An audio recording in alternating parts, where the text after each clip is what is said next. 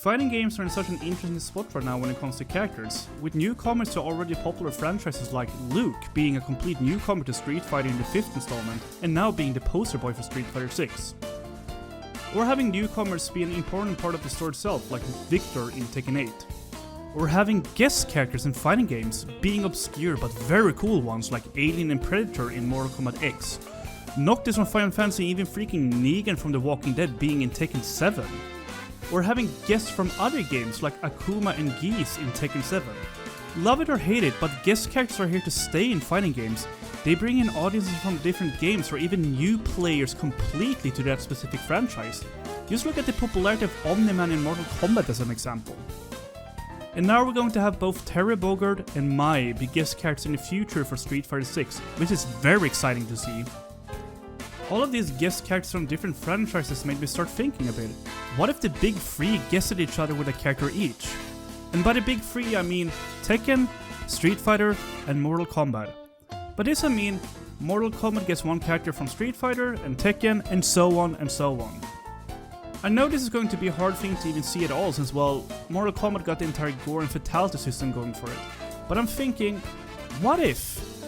What if that wouldn't be the case and guests are open to join the roster with all of this gore? I mean, the director of Street Fighter 6 even mentioned it was open to the idea of guest characters from Mortal Kombat, so you never know. But if I get to choose, which character would I bring over where? Let's get right into it.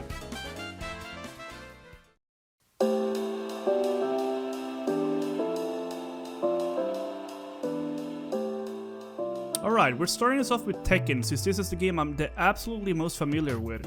I play it almost every day and it's the fighting game I have the most fun in. We have seen this working before with Shoto characters being in the roster with Akuma in Tekken 7, and I honestly think if Street Fighter would guess again, bring back Akuma. They made Akuma being an important part of the story for Tekken 7, being someone that was saved by Kazumi Mishima, and then having to fulfill his debt to kill both Heihachi and Kazuya. I know it was a random thing that was added to the lore, but it being this big part of it feels weird to have left out for Tekken 8, if you know what I mean. I know that Akuma was a bit of a problem in Tekken 7, being very strong, especially with meter and rage where he could use touch of death someone. But with the mechanics in Tekken 8, I think they could implement a lot of the meter stuff in the heat instead, like they have done to Mishima's. Meaning that, as long as you're in heat, you don't have to do perfect inputs for electrics and similar, or like Yoshimitsu works, where his flash is basically his no sword stance flash, but just very powered up. Now when it comes to Mortal Kombat, and this is something I wanted to seek for quite a while actually, I started to think about his character in Tekken 7 when we started to get all of these guest characters, and that character being... It's easy. Be me. Now okay, with the reboot of Mortal Kombat, again, we're seeing old characters being created anew, one of them being the man himself, Johnny Cage. The reason I think he would fit into Tekken is because of his egocentric personality, especially if you look at how Rain and Kazuya are acting in their intros. It would just be fun to see Johnny piss his characters off. And especially now since all of his green stuff is removed from the game, only leaving him with parries and the iconic Shadow Kick and Nut Punch, it will also be pretty funny to see him Nut Punch Kazuya when I think about it. The way I think he should work is keep most of his specials that I got in Mortal Kombat 1, where he becomes a mix-up kind of character, where he can pressure you into a lot of parry cancels or similar. His Shadow Kick could be something like a 14-frame Punisher as well with a hard knockdown, giving him Oki on it after. Now with Heat, I think it could give him hype like they do in Mortal Kombat 1, but with every special cancelling into each other, it eats more and more of the heat meter. Think a little bit like Yoshimitsu, where he uses his flash and it eats up the meter.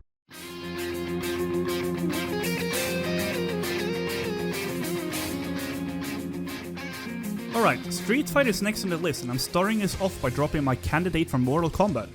It was either between Sub-Zero or Scorpion, you know, the poster boys from Mortal Kombat, but in the end I settled for Sub-Zero since I think trying to get Scorpion to work would be a bit problematic, especially with his teleports. I know we already have characters like Dalsim in the game that can teleport, but his teleport works completely different from Scorpion's. Now, Sub-Zero could fit better in since he's basically a fireball user if it's handled better than Mortal Kombat, because his Ice Ball in Mortal Kombat 1 absolutely sucks. NetherRealm, please buff the Ice Ball. If we, however, would take someone like Mortal Kombat 9 or Mortal Kombat X Sub-Zero into the game, meaning he got his Ice Ball, Slide, and Ice Clone, I think it would create for some interesting setup play in Street Fighter. Mid-combo Ice Clone to do weird setups or to continue the combo. Treat it like Mortal Kombat does, that you can only freeze once per combo, so you can't do stuff like Ice Ball or Ice Clone into Drive Rush and then reset the freeze again.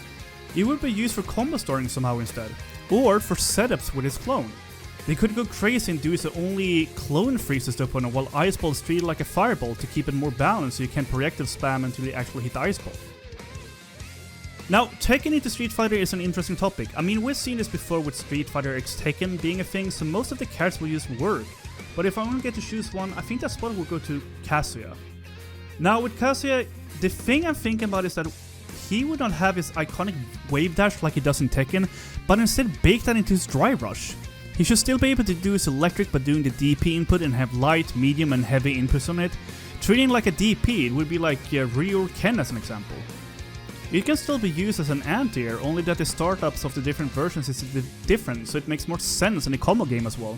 Or make it so the normal inputs are just God Fist, while you use meter it becomes an electric, and from Drive Rush you could also do the input for it to be an electric as well.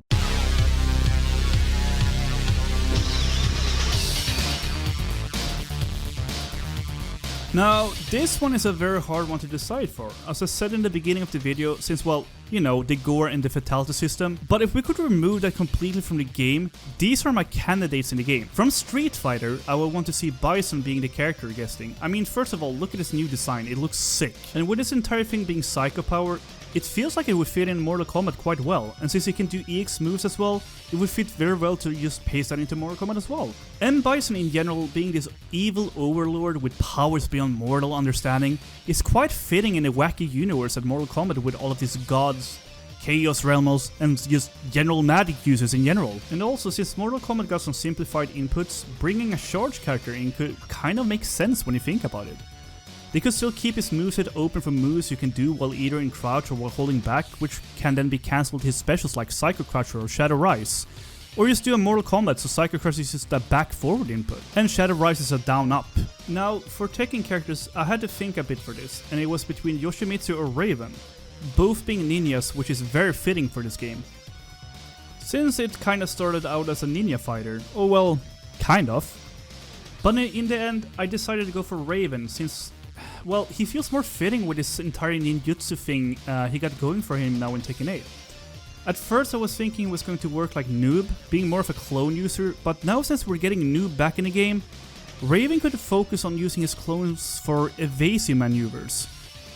Just like he can do with his parent Tekken, where if you hit him during animation, he does a teleport backwards, in front of you, or a parry you could do a dive kick kind of move from, also using it as an oppressive tool as well.